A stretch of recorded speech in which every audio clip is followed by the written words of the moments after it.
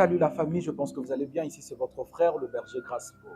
J'ai un réel plaisir de savoir que vous êtes si nombreux devant votre chaîne. Parlons de la Bible pour suivre cette très belle émission. Par la grâce de Dieu, nous avons eu un réel plaisir de recevoir le docteur John Poulis, un homme que j'aime beaucoup, un homme de profondeur. Il explique bien la parole de Dieu par la grâce de Dieu, bien évidemment. Aujourd'hui, il a accepté notre invitation. Bonjour, docteur.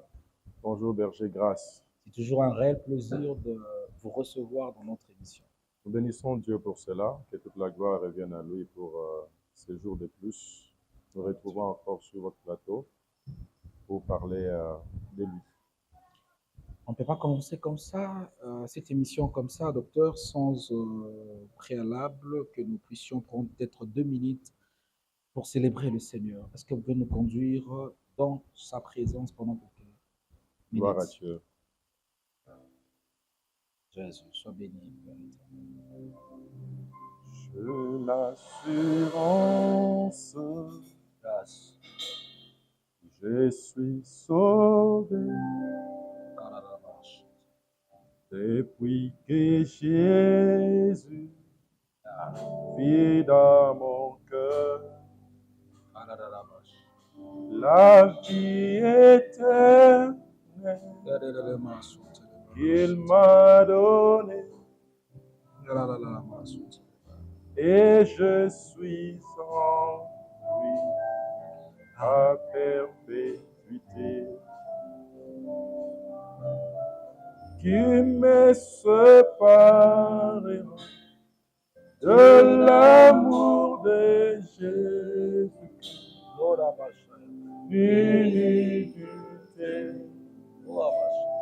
Ni tribulation, ni omniscience, ni domination, rien ne séparera de mon sauveur. Oh, rien qui me séparera de l'amour de Jésus-Christ. Oh, Jésus. Ni tribulation, ni omniscience, ni domination, rien ne séparera. Notre Père, nous te disons merci. Rien ne peut nous séparer de ton amour. Rien ne peut, Seigneur, nous séparer de ton amour. Rien ne peut nous détacher de ton amour, Seigneur. Rien ne peut, Seigneur, nous détacher de ton amour. Toi qui nous as sauvés, Seigneur, tu t'es donné. Tu t'es donné, Seigneur. Tu t'es donné, Seigneur, pour nous justifier. Nous te disons merci pour ce moment. Nous te disons merci pour cette grâce. Nous retrouvons une fois de plus, Seigneur, pour parler de toi, Jésus.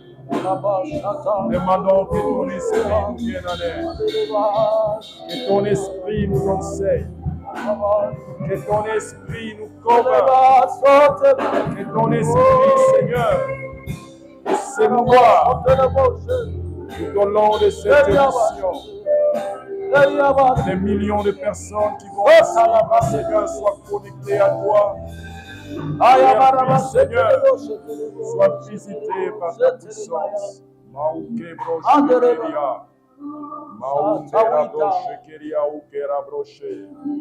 Kadekera ukera mauke dekera brochada. Oh Jésus, sois le commencement, le cheminement et la fin, Seigneur, de ce que nous allons faire ici. Saint-Esprit, merci pour ta présence. Merci pour ta gloire. Merci pour ta sagesse. Merci pour ton intelligence. Oh Dieu, que tu as répondu, Seigneur. Secours éternel, afin que ton Église soit édifiée,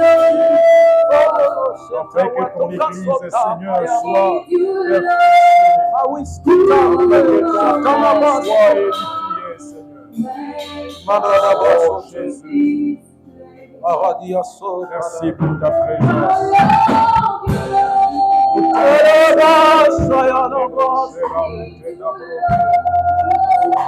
t'aimons, Seigneur, nous t'aimons, Jésus. Nous t'aimons, Seigneur, nous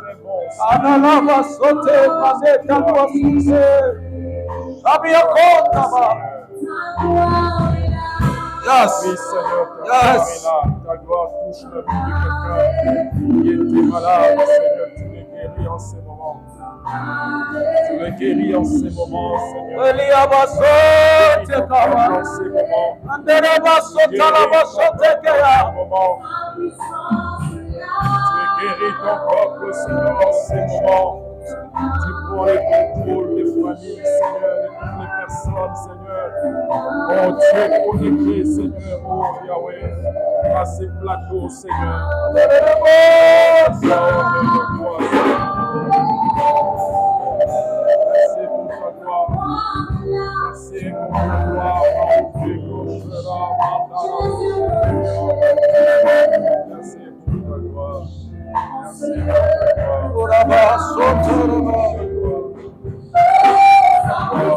Sa puissance est là.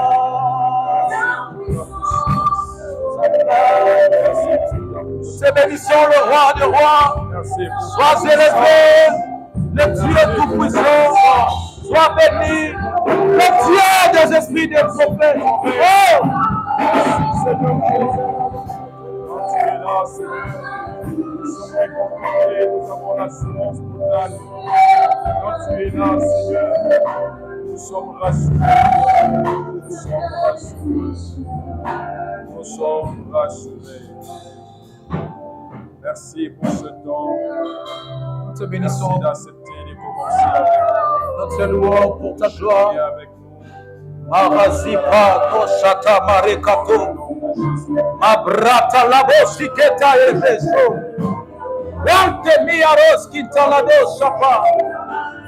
Aripa la kote marosita. Amele brado sipamekato shakabaya. Roya kante bria sota la baideka. Abiso pala kote maria so. Sambreka to sabia kote. Lowi kantalo de bejaya. Sotade sataya mande. Nous te bénissons pour ta grâce. Tu es là. Tu es là. Nous te bénissons pour ta puissance. Tu es là. Tu es là. Merci Seigneur de commencer avec nous. Merci Seigneur. Louange, bonheur, gloire. Revienne à toi Seigneur.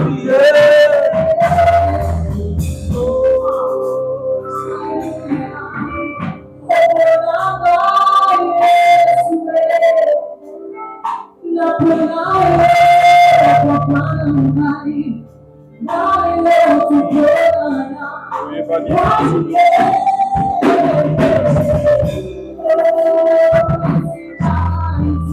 Merci Seigneur. Nous sommes pris de toi, Seigneur. Nous avons ce dont nous avons besoin. Nous te disons merci.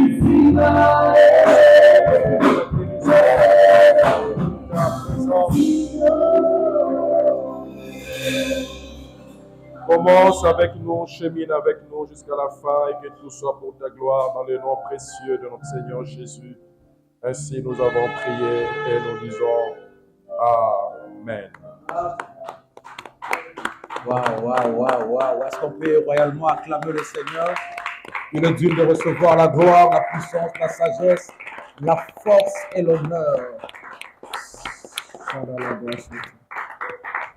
Nous bénissons le Seigneur pour sa présence. Nous bénissons le Seigneur pour sa grâce. Bénissons le Seigneur pour son amour. Ça vous arrive, docteur, de pleurer dans la présence de Dieu? Souvent, très souvent. Je ne pleure pas parce que on ne pleure pas parce qu'on est triste. On pleure parce que peut-être on est emporté, on est ébloui par cette présence. Euh, on a besoin que cette présence continue de demeurer. Euh, c'est ce que Marie faisait lorsque elle est venue au tombeau. Elle ne pleurait pas parce qu'elle était triste, mais elle pleurait parce qu'elle avait besoin d'avoir le corps de son Seigneur, la présence de son Seigneur.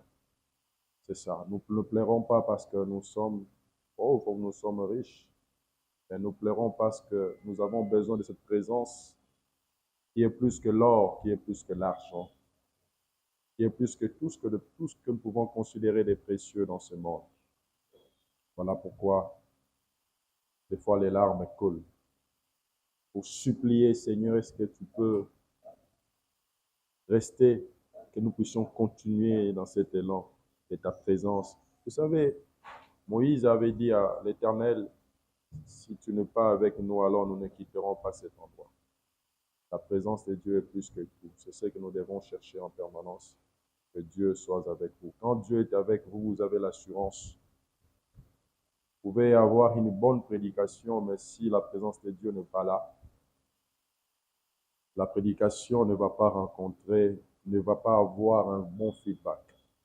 Le bon feedback de la prédication, c'est lorsque la présence de Dieu est là. C'est la raison pour laquelle les disciples, même les apôtres, lorsqu'ils priaient, ils ne cessaient de dire, Seigneur, donne-nous cette assurance lorsque nous annonçons ta parole. L'assurance que les apôtres demandaient sur cette présence, que Dieu puisse les accompagner dans leur témoignage. C'est comme ça que la Bible dit, puisque Dieu lui-même, le Seigneur lui-même a testé leur témoignage et il leur permettait d'accomplir le miracle, d'accomplir des signes miraculeux et des signes de prodiges. J'aime quand vous expliquez la parole de Dieu, mais je tenterai de poser cette question. Je me dis, j'ai le Saint-Esprit en moi, pourquoi alors chercher la présence de Dieu?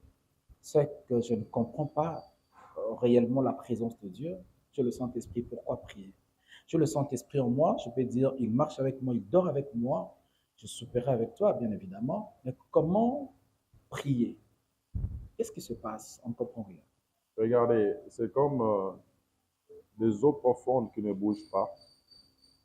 Pour que ces eaux bougent, il faut qu'il y ait quelque chose qui les stimule. Et ces eaux profondes doivent bouger.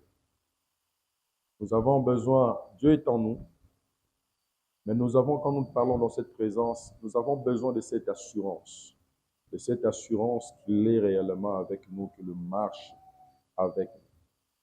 Je ne sais pas si je me fais comprendre. Non, je comprends. Regardez, Dieu est en vous, le Saint-Esprit est en vous. Des fois, on perd cette assurance. Dans Actes chapitre 4, le Saint-Esprit était avec les disciples. Mais après avoir reçu les menaces des principaux sacrificateurs, ils sont allés, avec le leur, demander encore l'assurance. Et Dieu, pour confirmer cette assurance, la Bible dit les lieux où ils étaient avaient tremblé. Et ils étaient tous remplis du Saint-Esprit. Quand nous disons que nous avons besoin de cette présence, le Saint-Esprit est en nous, mais l'homme peut être rempli à plusieurs reprises de la présence de Dieu, du Saint-Esprit de Dieu. Vous avez reçu le Saint-Esprit, mais vous devez chercher en permanence être rempli de la présence de Dieu, rempli du Saint-Esprit. Parce que lorsqu'on est rempli du Saint-Esprit, ça vous permet, c'est comme un téléphone, ça vous permet de faire des choses, ça vous permet d'accomplir des exploits. La Bible dit qu'avec Dieu, nous accomplirons des exploits et il écrasera nos ennemis. Nous avons besoin de cette présence en permanence. Une façon de dire, Seigneur, remplis-nous en permanence de ta présence. Remplis-nous en permanence du Saint-Esprit. David pouvait dire, tu induis ma tête et ma coupe déborde. Vous savez, lorsqu'on est rempli de la présence de Dieu, on est rempli du Saint-Esprit, rempli de cette présence, qu'est-ce qui se passe? Ce qui est au-dedans de vous va apparaître. C'est comme un verre d'eau, une coupe. Lorsque vous remplissez d'eau, Qu'est-ce qui se passe? Ce qui est au-dedans du verre va sortir de l'extérieur. C'est ce que nous voulons. Nous voulons manifester cette présence. Nous voulons que les gens, et comme disait Paul, ce n'est plus moi qui vis, mais le Christ qui vit en moi. Lorsque les gens nous regardent, qu'ils ne voient pas nous, mais qu'ils voient Dieu. Et pour que les gens voient Dieu en vous, il faut que vous soyez remplis de cette présence-là en permanence. Voilà.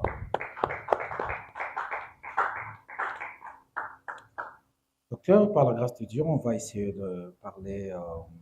Je essaierai de m'éparpiller un peu parce que j'ai beaucoup de choses à comprendre aujourd'hui. Je pense que je serai Nicodème. Quand il se rencontre avec le vrai docteur, il pose à ce docteur quelques questions. Docteur, parlons un peu de l'eschatologie. D'abord, qu'est-ce que vous entendez parler par eschatologie? Lorsque vous lisez la Bible, vous ne verrez pas un mot qui s'appelle eschatologie. Le mot eschatologie n'existe pas dans la Bible d'une manière littérale. OK? Mais lorsque vous entrez dans l'étymologie, logie veut dire science, veut dire étude. Eschatos veut dire temps de la fin, les événements de la fin. Donc la science ou l'étude qui se préoccupe des événements qui concernent la fin. C'est comme ça que nous parlons de l'eschatologie. Voilà, donc si il faut parler des choses qui concernent les événements de la fin ou du temps de la fin, je sais que dans une émission, ça ne nous permettra pas de vider toute la problématique, parce que les gens pensent que l'eschatologie, c'est seulement l'Apocalypse. Non, l'eschatologie a commencé, les événements du temps de la fin, c'est depuis l'Ancien Testament. Plusieurs prophètes ont prophétisé, parlent du temps de la fin. Que vous lisez Ésaïe, il a annoncé les temps messianiques. Il a aussi annoncé la restauration du peuple d'Israël. Pour bien comprendre cela, lorsque vous lisez 1 Corinthiens chapitre 10, verset 32, Paul dit que je ne voudrais pas être un scandale aux Juifs, aux Grecs et à l'Église. Donc on distingue trois types de peuples. On distingue le Juif, on distingue les Grecs et on distingue l'Église. Ça veut dire que parler du temps de la fin, il faut pouvoir situer ces trois nations d'une manière prophétique, c'est-à-dire que ils ont une certaine prophétie qui doivent s'accomplir par rapport à ces trois nations. Quand on parle d'eschatologie, il faut voir ces trois nations-là. Qu'est-ce que l'Éternel dit par rapport à l'Église? Quelle est sa marche? Qu'est-ce qu'il dit par rapport aux Grecs? Quand je parle des Grecs, je parle des nations dans son ensemble, parce que dans la loi, lorsqu'on parlait, on disait païen. Païen ne veut pas dire ce que nous concevons aujourd'hui. Païen veut dire tout peuple qui ne pratiquait pas la religion juive, qui était considéré comme des païens. C'est comme ça qu'on les appelait les nations.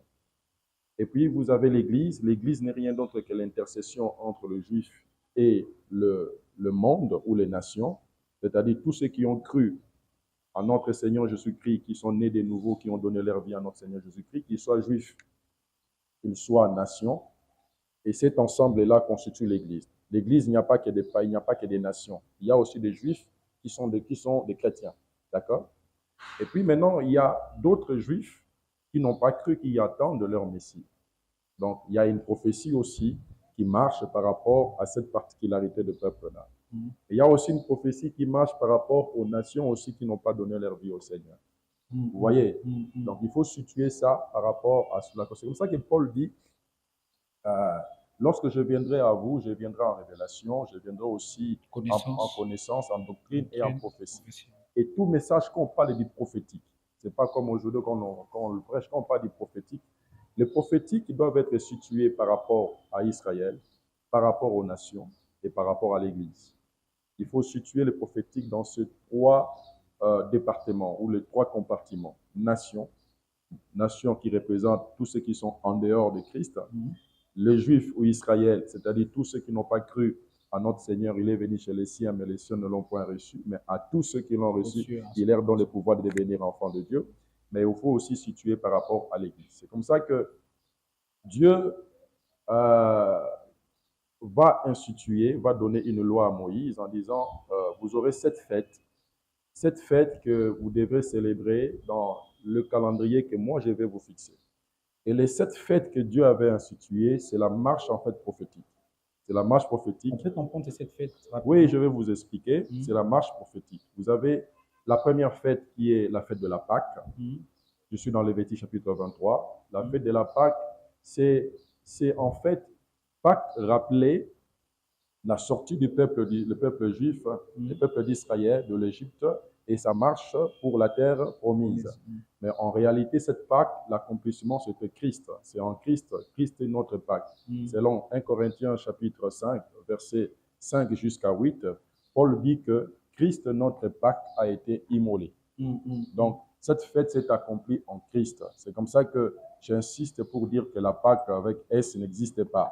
Parce que la Pâque qui était fêtée dans Exode chapitre 12 n'était que l'ombre des choses à venir. Il a fallu que cette Pâque s'accomplisse. Donc, il ne faut pas différencier cela. Vous lirez toute la Bible, vous ne verrez pas une Pâque avec S. On écrit toujours Pâque sans S. Alors, ça, c'est accompli en Christ. Maintenant, après la fête de la Pâque, venait la fête du pain sans levain. Le pain sans levain, ça veut dire que le pain qui ne se corrompt pas. Le pain qui ne se corrompt pas. Parce que ce qui corrompt le pain, c'est du fait qu'on met le levain dedans. Si vous prenez un pain, vous gardez, vous allez trouver que le pain va se décomposer parce qu'on a mis du levain dedans. Alors, le pain qui ne se corrompt pas n'est rien d'autre que le fait que Christ est passé dans la tombe. Il est passé dans la tombe et que son corps n'a jamais été putréfié. Son corps n'a jamais été putréfié. Le 3e jour, il va ressusciter. Il n'est pas comme on avait dit à Lazare, il sent déjà. Le corps de Christ n'a jamais senti. N'a jamais senti parce qu'il est l'accomplissement de la fête des pains sans levain. Et lui-même pouvait dire que je suis le pain de vie, le pain vivant descendu du ciel. Celui qui me mange a la vie éternelle. Maintenant, après la fête des pains sans levain, vient la 3e fête qu'on appelle la fête de la première gerbe. C'est-à-dire, c'est le premier produit de la terre. Le premier produit de la terre. Or, la terre, dans la Révélation, c'est un lieu infernal. C'est un lieu où on dit les lieux de mort. Tu es poussière, tu retourneras poussière. Mais Jean, dans la Révélation, je suis dans Apocalypse 1, il attend la voix qui lui dit que Jésus-Christ est le premier-né d'entre les morts. C'est-à-dire, la mort comme étant la maternité, le premier enfant que la mort a engendré s'appelle le Christ. Le premier-né d'entre les morts, le premier à sortir de la mort. Alors, et cette fête-là de la première gerbe parlait en fait de la résurrection de notre Seigneur. Jésus-Christ, notre Seigneur, l'a accompli. OK? Maintenant, après la fête de la première gerbe, vient la 4e fête, qu'on appelle la fête de la Pentecôte. C'est le 50e jour après la fête de la Pâque, la fête de la Pentecôte. Et nous verrons Christ ressuscité. Lorsqu'il est ressuscité, il est resté 40 jours. Et les 10 jours qui devaient normalement s'écrouler pour que la fête de la Pentecôte soit arrivée, il dira aux ses disciples, restez à Jérusalem jusqu'à ce que la promesse qui vous a été faite, les consolateurs viennent, vous serez revêtus du Saint-Esprit, revêtus de sa puissance, et vous serez mes témoins. Acte 2, 1er verset au 4e verset, la Bible dit que cela s'est accompli au jour de la Pentecôte. Alors, cela veut dire que depuis la naissance de l'Église, depuis que l'Église a pris vie, ok, le jour de la Pentecôte, depuis tout ce temps, jusqu'actuellement, je dis bien, jusqu'actuellement, nous sommes à la fête de la Pentecôte. La fête de la Pentecôte, selon les calendriers juifs, devait se fêter selon les ordonnances que Dieu avait fixées, d'accord? Ça, c'est les calendriers, ça, c'est la chair. Mais spirituellement, nous sommes dans la fête de la Pentecôte depuis la naissance de l'Église. Je ne sais pas si je me fais comprendre. Pourquoi? Pourquoi? Parce que ce qui va se passer, le Saint-Esprit est descendu non pour retourner. Le Saint-Esprit est descendu pour demeurer avec nous. Aussi longtemps que le Saint-Esprit demeure avec nous, donc la Pentecôte continue. Ah oui. Je ne sais pas si je me fais comprendre. Nous sommes sous la Pentecôte, c'est la fête de la moisson. La fête de la moisson, ça veut dire que Dieu doit moissonner. Il doit moissonner. Et pour couronner cette fête de la moisson, viendra alors la 5e fête qu'on appelle la fête des trompettes. Et la fête des trompettes, ça veut dire que c'est le jour où on devait sonner la trompette. C'était une grande fête. Et Paul dit par la révélation que nous ne mourrons pas tous, mais nous savons que nous serons tous changés au son de la trompette. Donc, au son de la trompette, les morts en Christ ressusciteront premièrement, et nous les vivants, nous serons transformés. Donc, la 5e fête va annoncer l'enlèvement de l'Église. Maintenant, après l'enlèvement de l'Église, maintenant viendra la 6e fête qu'on appelle la fête des expiations ou qu'on appelle les Yom Kippour. Et la fête des expiations, ce n'est pas la fête pour l'ensemble du monde, mais c'est la fête qui est réservée à Israël parce que la Bible déclare « Ils verront ce qu'ils ont percé et ils se repentiront ». Parce que les Yom Kippour parlent de la fête des expiations, le jour où Israël le souverain sacrificateur devait entrer une fois l'an dans le lieu très saint avec le sang les sangs qu'il a portés, les sangs pour lui-même, pour le peuple et pour sa famille, qu'il a portés pour recevoir le pardon auprès de Dieu. Et la fête des expiations annonce la repentance nationale d'Israël parce qu'ils n'ont pas cru à celui qui était venu, notre Seigneur Jésus. National. Donc ça veut dire qu'une nation, dans le temps de la grâce, une nation comme le nôtre ne peut pas faire la repentance nationale. La repentance nationale prophétiquement est réservée à Israël parce que la repentance veut dire vous vous repentez parce que vous n'avez pas cru à celui qui est venu. Donc vous étiez en dehors de Christ. Alors Israël va se repentir. La Bible déclare, ils y pleureront amèrement parce qu'ils verront celui qu'ils avaient percé. Or, qui était percé? C'est notre Seigneur lorsqu'il avait reçu des clous à la croix. Et après cela viendra maintenant la fête des tabernacles qui est la 7e fête et la dernière fête. La fête des tabernacles, ça veut dire que le peuple d'Israël a été abrité dans des tentes. Ils ont habité dans des cabanes. Or, notre habitation, ça sera pendant le millénium parce que Dieu va nous abriter. La fête du millénium va se fêter ici et ça va inaugurer la fête des tabernacles qui est une fête de repos. Voilà. Apparemment, vous avez un problème sérieux avec le chiffre 7.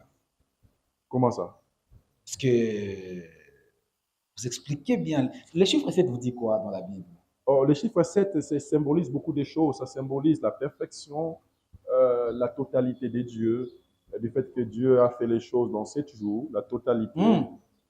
Du premier jour jusqu'au 7e jour. Le 7e jour, il se reposa. C'est comme ça que la 7e fête des tabernacles, ça sera les repos de l'humanité. C'est comme ça que Romains chapitre 8, verset 16 à 22 va s'accomplir, où la Bible dit que la création attend avec un ardent désir la révélation des fils de Dieu. Et cette révélation des fils de Dieu, c'est quand l'humanité ici sera recréée, c'est-à-dire pendant le millénium où nous serons dans un monde parfait. Vous voyez, dans la totalité, l'accomplissement, et ça peut symboliser, plusieurs prédicateurs peuvent donner la signification qu'ils peuvent donner, mais retenons simplement que c'est la totalité. C'est même aussi le temps. C'est même aussi le temps, parce que Dieu a fait tout. Du premier jour jusqu'au 7e jour, c'est le temps. En dehors du 7e jour, c'est l'éternité. C'est comme ça que... Docteur! Oh my God! C'est comme ça que, un jour, je t'ai dit que lorsque nous parlons même des alliances, ainsi de suite, quand je te parle de l'alliance, je disais que la Christ est la 8e alliance. 8e alliance est une alliance éternelle. C'est ça même David. David était le 8e enfant. Le 8e enfant parce que il y a 7 avant lui et 8e enfant c'est lui. Donc ça veut dire que notre Seigneur Jésus, il règne éternellement. C'est pour ça que l'Éternel lui avait dit que tu ne manqueras pas quelqu'un qui va s'asseoir sur ton trône. Voilà, donc voilà les chiffres 7. En regardant et en étudiant bien, je dirais en vous écoutant, j'ai l'impression qu'être prédicateur n'est pas une chose facile. Vous devez maîtriser les temps. Ça veut dire que vous pouvez ouvrir la Bible, mais le verset que vous avez cité ne concerne même pas l'Église. Oui, c'est vrai, parce que dans la Bible, la manière dont la Bible est écrite, les Saintes Écritures, c'est en dispensation. Vous avez la dispensation de l'innocence. Il y a le message qui concerne l'innocence. Vous avez la dispensation qu'on appelle de la conscience morale. Après la conscience morale, vous avez la dispensation du gouvernement humain. Donc, Dieu donne la responsabilité à l'homme de gérer, de gouverner. Oui, après ça, vous avez la dispensation de la promesse au temps d'Abraham. Après, c'est la dispensation de la loi. Même Christ a vécu dans cette dispensation. Voilà pourquoi beaucoup de choses que vous lisez dans les évangiles, ça concerne beaucoup aussi la loi. Toujours au chiffre 7. Hein? Oui, bien sûr. La loi. Bon, il y a certains prédicateurs qui parlent de 8 dispensations, parce qu'après la dispensation de la loi, c'est la dispensation de l'Église, qui est la 6e dispensation. Après l'Église, il y a certains prédicateurs certains commentateurs de la Bible qui ont introduit une autre dispensation qu'on appelle la dispensation de l'angoisse ou de la tribulation. Parce qu'après l'enlèvement de l'Église, le monde va passer pendant 7 ans. 7 ans de période d'angoisse selon Sophonie. Lorsque vous lisez Sophonie, chapitre 1er, on parle des temps de détresse, des temps de tribulation, des temps d'angoisse, ainsi de suite. Je vous rappelle que le docteur parle de ces choses sans ouvrir la Bible. Continuez. Et après cela, vous avez la dispensation maintenant du millénium. Le règne de Christ est pendant 1000 ans, et c'est pendant les 1000 ans que le noces de l'agneau doivent être organisé.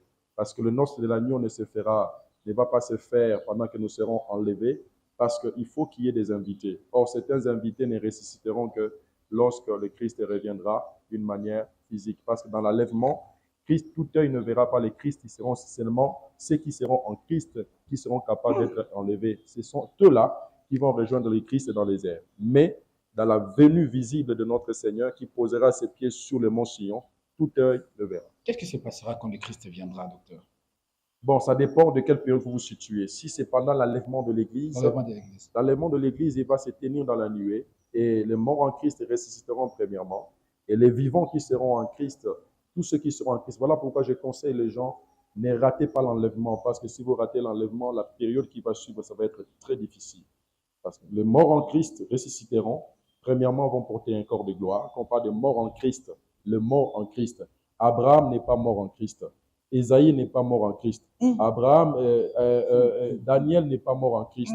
Quand on dit le mort en Christ, ce sont ceux-là qui ont donné leur vie au Seigneur Jésus-Christ, qui ont reçu la nouvelle naissance, pas comme les disciples de Jean que Paul avait rencontrés dans Acte 19. Lorsqu'il leur parle, avez-vous reçu le Saint-Esprit lorsque vous avez cru? On n'a jamais entendu parler. Donc, ils servaient Dieu, mais ils ne servaient pas Dieu en Christ.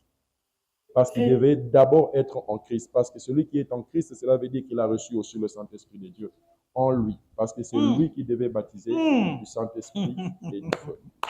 Voilà.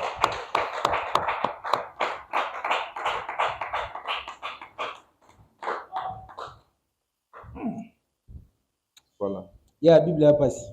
Il y a sa voisin, peut même dans la Bible là passe. Donc voilà, donc c'est ça. Donc le noces de l'agneau, nous allons faire cela pendant que nous serons dans le millénium, parce que pendant l'enlèvement quand l'Église sera enlevée pendant la tribulation, Christ sera préoccupé par ce qui se passe sur la terre, parce qu'il y aura les 7 sceaux, les 7 trompettes, les 7 fléaux de Dieu. Tout ça, ça se passe dans le 7 ans de la tribulation.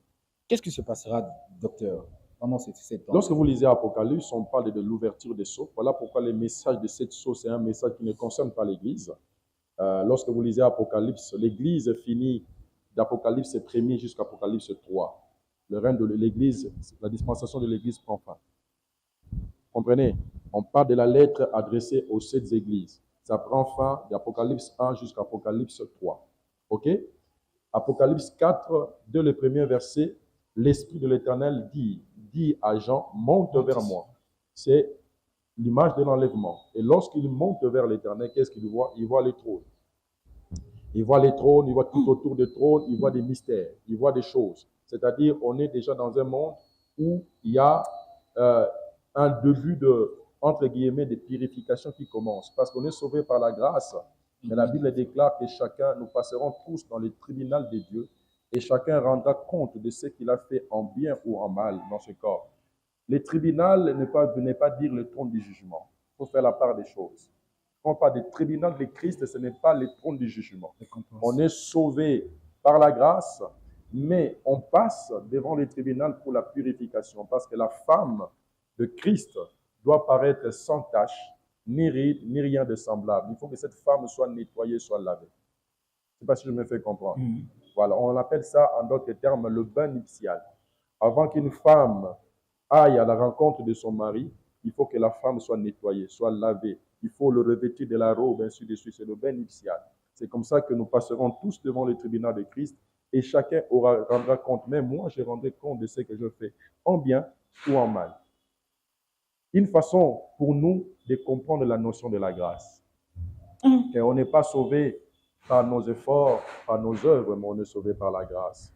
Parce que depuis que je suis sauvé prédicateur de surcroît, mais on peut me montrer comment est-ce que je pensais aussi des fois, j'ai raisonné aussi des choses qui n'étaient pas bien, comment j'ai posé aussi des actes qui n'étaient pas bien, mais Dieu veut me montrer simplement que ce n'est que la grâce qui t'a sauvé. Parce que c'est une façon de me rendre aussi humble, dire que ce n'est pas tes efforts. En parlant de cela, j'ai un problème sérieux avec Paul. Paul dit dans 1 Corinthiens chapitre 9, le verset 27, il dit « Je traite durement mon corps, je l'assujettis pour ne pas être relédé. » Il veut dire que il faut comprendre. Il y a la marche, Paul nous demande de marcher selon l'esprit. Ok? C'est qu'il y a des hommes spirituels qui marchent selon la chair. Ok? Il est spirituel, mais il marche selon la chair. C'est celui qu'on appelle l'homme charnel. D'accord? Pourquoi il est spirituel? Il est spirituel parce qu'il est né de nouveau. Il a reçu Christ dans sa vie, mais il laisse la chair le dominer sur lui. Au lieu de laisser que l'esprit puisse le conduire, mais non, c'est la chair qui le conduit. Je ne sais pas si tu me fais comprendre. Maintenant, il y a l'homme spirituel, mais qui est conduit par l'esprit. L'homme spirituel qui est conduit par l'esprit, qui accepte la volonté de l'esprit, c'est celui qui traite directement son corps. C'est comme ça que dans Romains 12, verset 1er, il dit « Offrez vos corps comme un sacrifice vivant, saint et agréable. » L'homme, en réalité, l'homme a deux parties. Il y a la partie intérieure et la partie extérieure. Combien de parties? Deux parties. La partie intérieure et la partie extérieure. Il dit que Christ, par sa divine puissance, vous fortifie dans l'homme intérieur. Donc, il y a l'homme intérieur, il y a l'homme extérieur. L'homme intérieur est composé aussi de deux parties. L'homme intérieur est composé aussi de deux parties. Est composé aussi de deux parties. Qu'est-ce qui se passe? L'homme intérieur, c'est là où nous trouvons l'esprit et c'est là aussi nous trouvons l'âme de la personne. C'est comme ça que celui qui a écrit Hébreu, il était très intelligent. J'aime bien ça.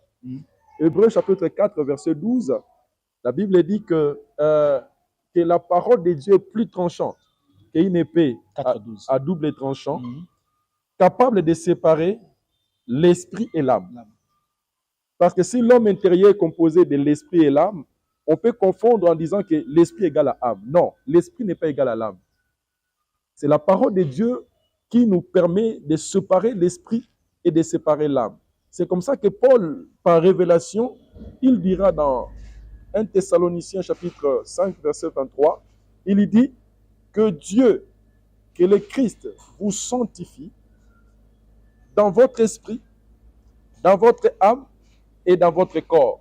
C'est comme ça maintenant que nous commençons à dire l'homme est devenu tripartite. Parce qu'il y a l'esprit, l'âme et le corps. Docteur, vous nous compliquez. Comment je vous complique? L'esprit, âme et le corps. Ça fait trois, non? Ça fait trois parties. Maintenant, l'âme et l'esprit font partie de l'homme intérieur. Ah oui. Il y a l'homme intérieur, l'homme extérieur. Et l'homme extérieur. Mais l'homme est tripartite. L'homme est tripartite. Alors, maintenant, quand Paul dit que je traite durement mon corps, parce que les trois parties de l'homme ont leur voix. On la voit. Quand je parle de voix, j'ai dit la voix V-O-I-X. La voix. La voix de l'esprit de l'homme, c'est ce que nous appelons la conscience de l'homme. La conscience de l'homme. C'est-à-dire que quand cet homme n'est pas régénéré, sa conscience est morte. Parce que la conscience de l'homme, c'est ce qui permet à l'homme de faire le bien et d'éviter le mal. D'accord? Et quand l'esprit de l'homme est mort, ou sa conscience est morte, c'est comme ça que l'homme devient l'homme animal. Parce qu'il ne peut pas saisir les choses de l'esprit.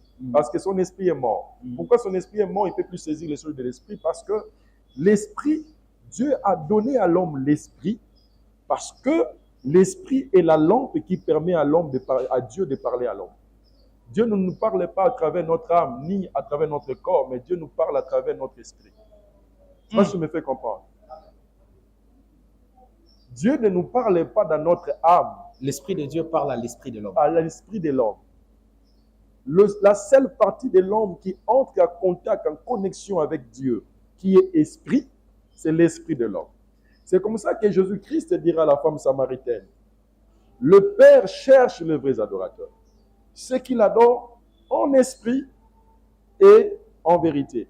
Regardez l'esprit là dont on parle là, il s'agit de l'esprit avec petit E. Il ne s'agit pas de l'esprit avec grand E. Quand on met grand E, il s'agit de l'esprit de Dieu. Très bien.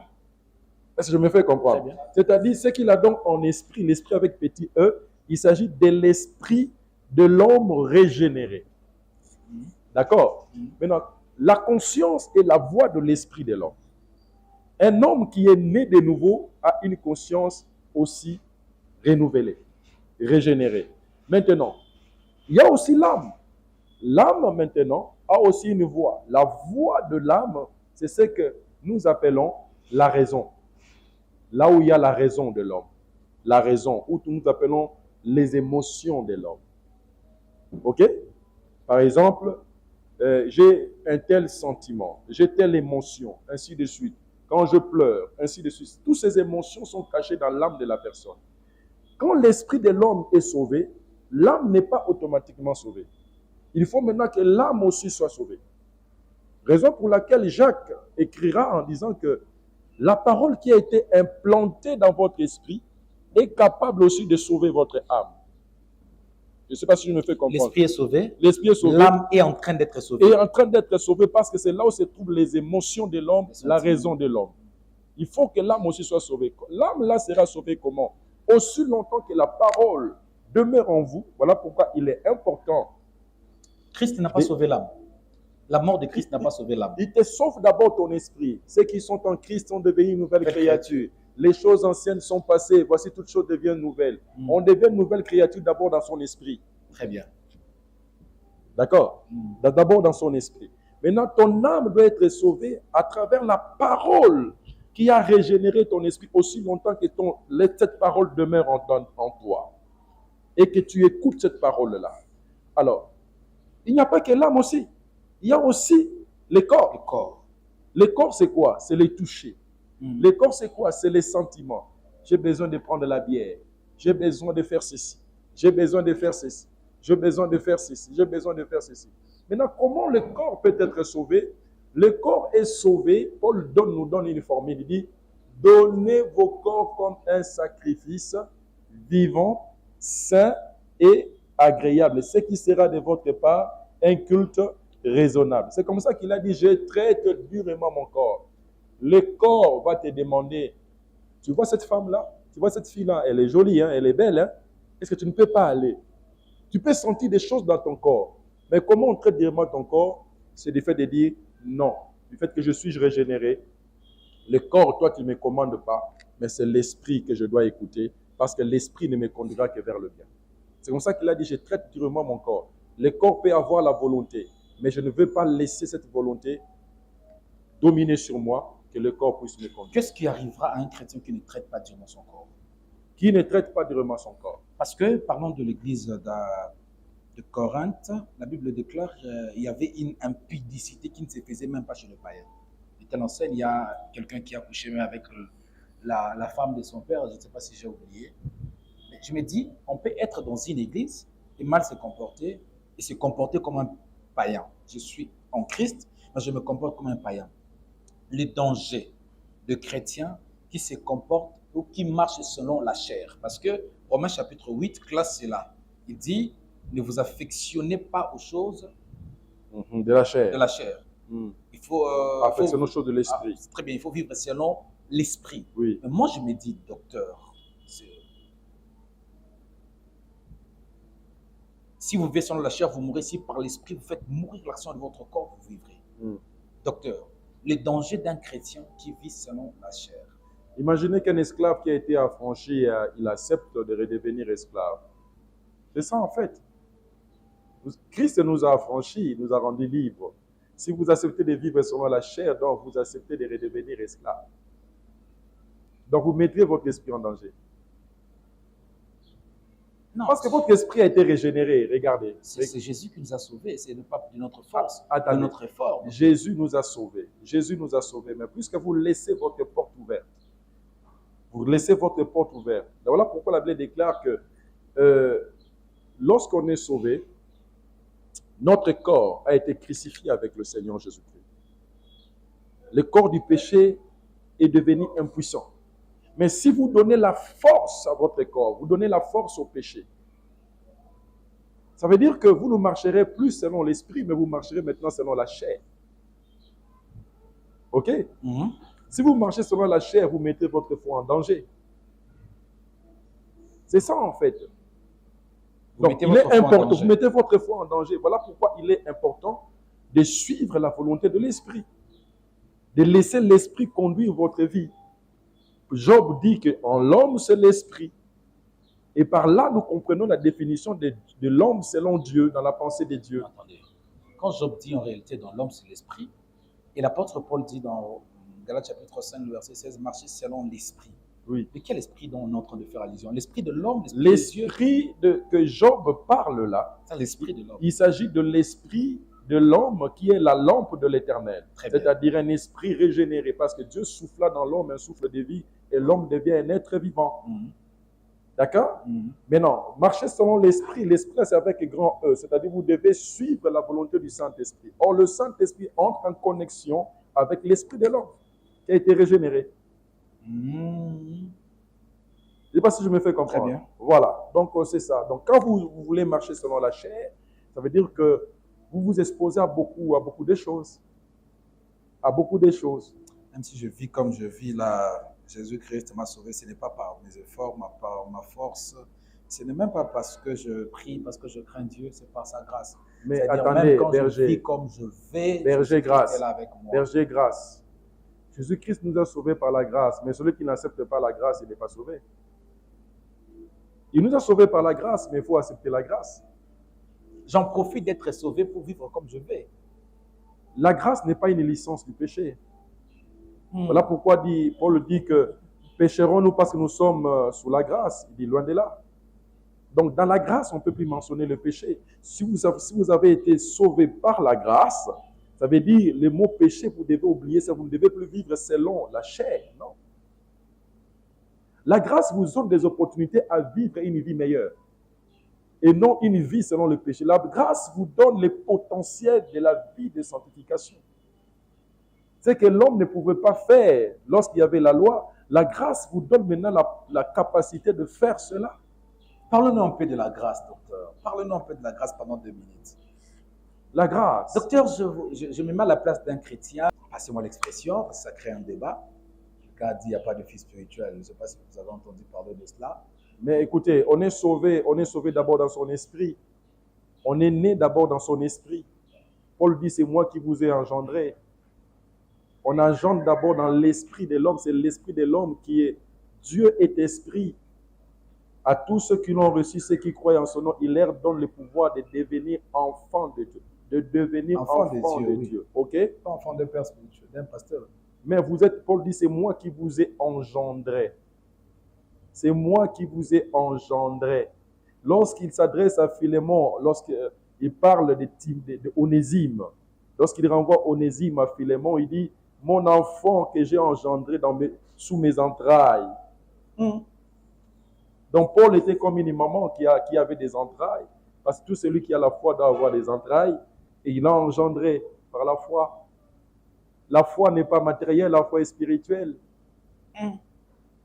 Voilà pourquoi je dis que la vraie définition de la foi, c'est Christ. Docteur, c'est-à-dire, si je vous comprends bien, vous voulez dire que le père dans la foi ou père dans la foi existe. Et le père spirituel ou père dans la foi existe. C'est la même chose. Non, il n'y a qu'un seul Père, le Père céleste, docteur. Quand Jésus-Christ parle... Quand vous priez, dites notre Père qui est aux cieux. À tous ceux qui l'ont reçu, ceux qui croient en son nom, ça donne le pouvoir de devenir enfants de Dieu. N'appelez personne... Comment vous ici n'appelez personne Père? Il s'adressait à qui? Fixons les choses. Il s'adressait Je suis devant un docteur. Le docteur fixe les choses. Il s'adressait à qui? Il s'adressait aux pharisiens. Il voulait simplement reprocher les pharisiens parce que ce sont les pharisiens qui aimaient qu'on leur appelle Père. Et là, nous sommes dans la dispensation de la loi. Il s'adresse aux pharisiens. Mais dans 1 Corinthiens 4, Paul dit, c'est moi qui vous ai engendré. Il dit, Timothée, mon enfant légitime dans la foi. La foi n'est pas matérielle, la foi est spirituelle. Il ne faut pas confondre les choses. On ne touche pas la foi. Même le français vous dit que c'est un mot abstrait. Je ne sais pas si je me fais comprendre. Très bien, docteur. C'est ça la foi. La foi est spirituelle. Paul dira, est-ce que c'est par le régime de la loi que vous avez reçu l'esprit ou par le régime de la foi? Donc parler de la foi, c'est lié directement avec l'esprit. On ne reçoit pas le Saint-Esprit par la loi, par les œuvres, mais on reçoit le Saint-Esprit parce qu'on a la foi. Waouh, waouh, waouh, waouh, waouh. Vous le faites tellement bien, docteur. Vous comprenez ça? Très bien. Quand on devient une nouvelle créature, on ne devient pas une nouvelle créature à changer sa peau. Ça, ce sont nos pères biologiques qui nous ont engendrés, ainsi de suite. Dieu nous donne naissance à travers sa parole, mais en esprit. Et pour que vous puissiez avoir cette naissance, il faut que vous écoutez. La foi vient de ce qu'on attend, et ce qu'on attend, c'est la parole de Christ. Je ne sais pas si je me fais comprendre. Très bien, docteur. Donc c'est ça. Ce n'est pas pour rien que Dieu a donné les ministères. Un ministre de Dieu, je t'avais dit un jour, c'est un don pour l'Église. Il n'a pas les dons, mais c'est un don. C'est une institution. Institution. C'est comme les parents. C'est une exagération, docteur. Comment vous appelez un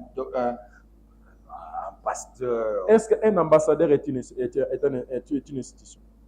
Est-ce qu'il représente son pays? Oui. Mais c'est un ministre qui représente qui? Il a fait les dons comme Jésus-Christ lui-même, comme étant le vrai ministre, il fait quelqu'un comme un représentant. Comme un représentant. C'est une institution. Il y a toute une constitution qui le reconnaît ça comme une institution. En parlant de cela, vous, le pasteur, vous vous comportez mal ces derniers temps. Il y a des gens qui vous vilipendent. Je veux dire, il y a des gens qui parlent mal de vous, c'est-à-dire vous détruisez le pays. Si le pays ne marche pas, c'est à cause de vous, les hommes de Dieu. Pensez-vous que l'Église de Christ, ça veut dire pas l'Église corps, mais je parle de l'Église de Jésus, c'est-à-dire pas l'Église locale, je parle de l'Église corps, peut être détruite par rapport à votre comportement? L'Église locale. L'Église locale, on peut... Je parle de l'Église corps. L'Église corps, on ne peut pas. Comment vous pouvez détruire le corps de Christ? C'est parce que vous qui êtes des dons ou des pasteurs, vous vous comportez mal. Grâce, comment vous pouvez détruire le corps de Christ? Satan est fort, non, docteur? Comment vous pouvez détruire le corps de Christ? On est venu dans le tombeau, on n'a pas trouvé le corps. Vous allez détruire ça comment? Vous allez avoir ça où? Satan vous combat chaque instant. Où c'est? Le corps de Christ. Le corps. Je bâtirai mon église et le port de séjour de mort. Vous ne savez pas que quand la Bible déclare qu'il a, lisons Éphésiens. Aïe, aïe, aïe, aïe, aïe, aïe, aïe, aïe, aïe. Je n'aime pas que le docteur ouvre la Bible. Docteur, j'aurais bien voulu que nous parlions comme ça. Mais quand vous ouvrez la Bible, vous... Lisons, papa, lisons. Ah, docteur. Éphésiens chapitre 1er, ok? Versets 21 à 22. Lisez. Jusqu'à 23. Je vais rapidement prendre ça. Éphésiens chapitre 1er. Verset. Verset 21 jusqu'à 23. Je lis au nom du Seigneur. Au-dessus de toute... Bon, je peux commencer au verset 20. Oui. Il a déployé en Christ en le ressuscitant de mort, en le faisant asseoir à sa droite dans le lieu céleste, au-dessus de toute domination, de toute autorité, de toute puissance, de toute dignité, de tout nom qui peut se nommer, non seulement dans le siècle présent, mais encore dans les siècles à venir. Il a tout mis sous ses pieds, il l'a donné chef suprême de l'Église, qui est son corps. Il a tout mis sous ses pieds, il a donné chef suprême à l'Église, qui est son corps. La plénitude Attendez, les dominations, les autorités, on l'a placé où par rapport à Christ? Sous ses pieds. Et il a donné comme chef suprême à l'Église, qui est son corps. Regardez comment je suis. Mon corps, où est mon corps? C'est ici jusque là-bas. Exactement. Ok? On dit le corps de Christ. Maintenant, les dominations, les autorités. On a placé ça où? Sous ses pieds. Or, le corps ici, c'est quoi? Selon la définition là-bas, c'est l'Église. L'Église, corps de Christ. Donc, Christ, la domination est sous ses pieds, mais l'Église qui est son corps. Ok? Ça veut dire que l'Église est dans une position de victoire. Parce que les dominations sont sous mes pieds. Les autorités sont là-bas. Mais c'est ça. L'Église, peu importe le combat. Peu importe le combat, l'Église est déjà victorieuse. L'Église, corps de Christ, est déjà victorieuse. On ne peut pas détruire le corps. Le corps n'est plus dans les tombeaux. Le corps est déjà dans une position de gloire. Christ est ressuscité avec un corps de gloire. C'est ça l'Église, corps de Christ. Bon, le diable peut empêcher que l'évangile de Christ soit propagé.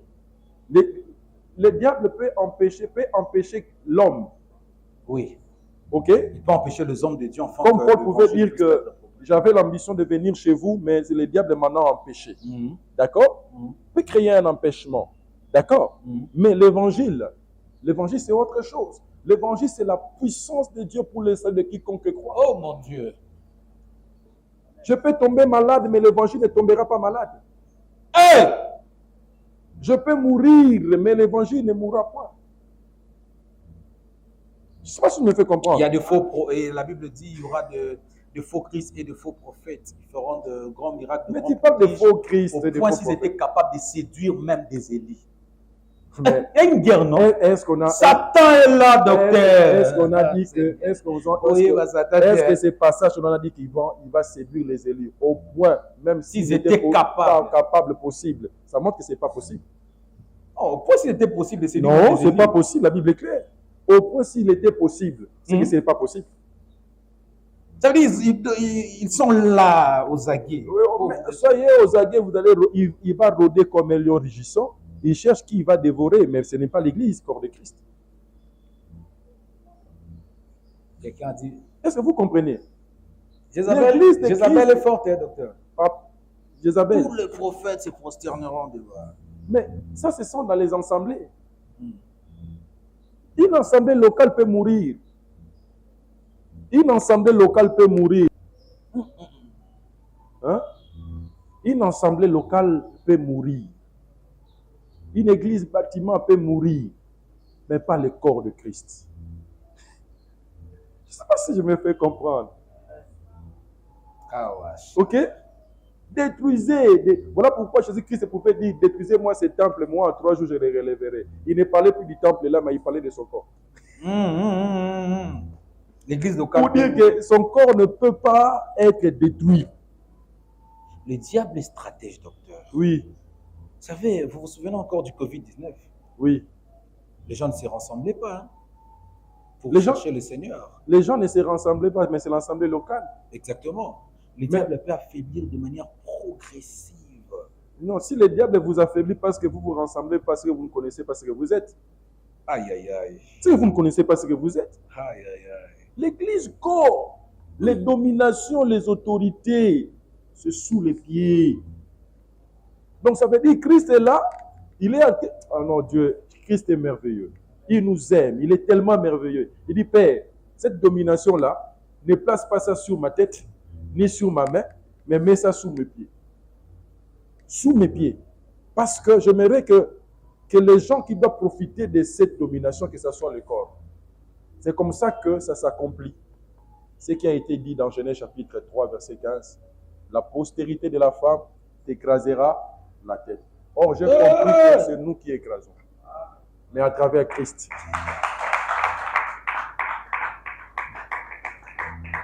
Paul, qui était un homme révélé, il dira aux Romains, bientôt, le Seigneur écrasera sous vos pieds Satan le diable. Il dit, Église, ne perdez pas confiance, ne perdez pas votre espérance. Bientôt, écrasera. Acclamons pour votre Jésus. Pour votre Jésus. Je doute fort de sa puissance. Hein? Comment ça? Je doute fort de sa puissance, votre Jésus. Quand je prends une posture, hein, je doute fort de la puissance de votre Jésus. Je me demande si... Il y a un verset qui dit, plusieurs viendront à ce temps-là dire, n'avons-nous pas chassé les démons à ton nom, n'avons-nous pas prophétisé à ton nom, n'avons-nous pas fait le miracle à ton nom, il leur dira, retirez-vous de moi, je ne vous ai jamais connu. Oui. Ça me complique. Hein? Comment ça? J'ai chassé les démons. C'est question d'appartenance. J'ai chassé les démons en ton nom. Il ne vous a jamais connu. Il n'a pas dit que je te rejetais, mais il dit, je ne vous ai jamais connu. Je comprends rien.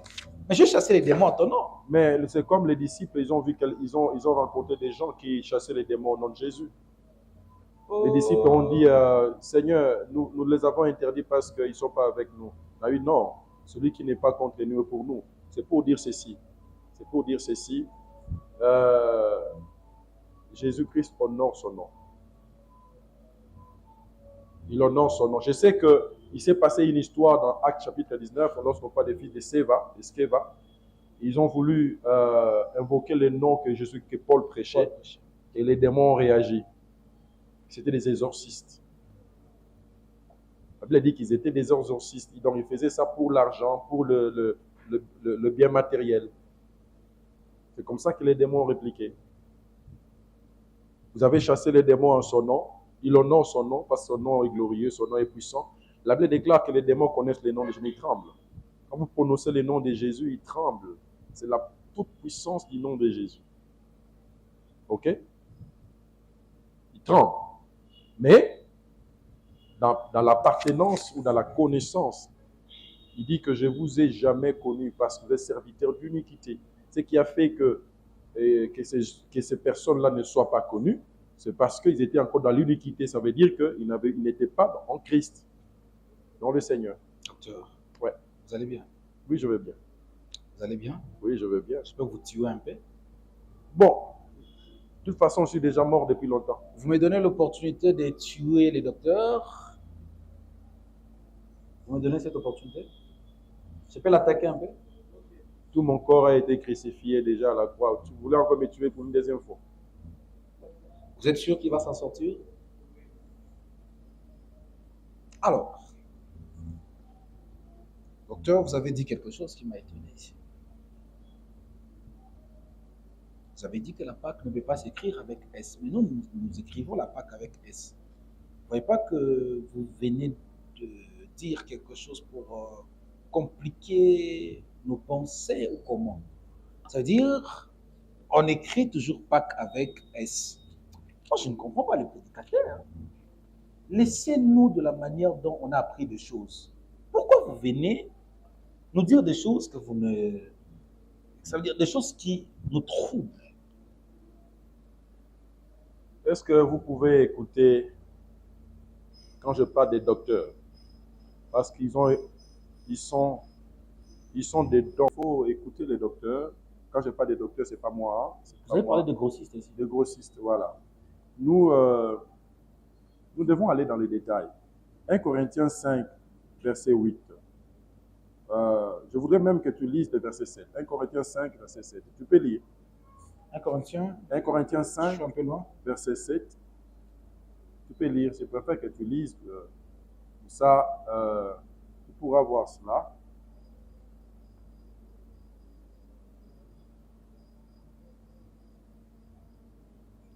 « 1 Corinthiens 5, verset 7.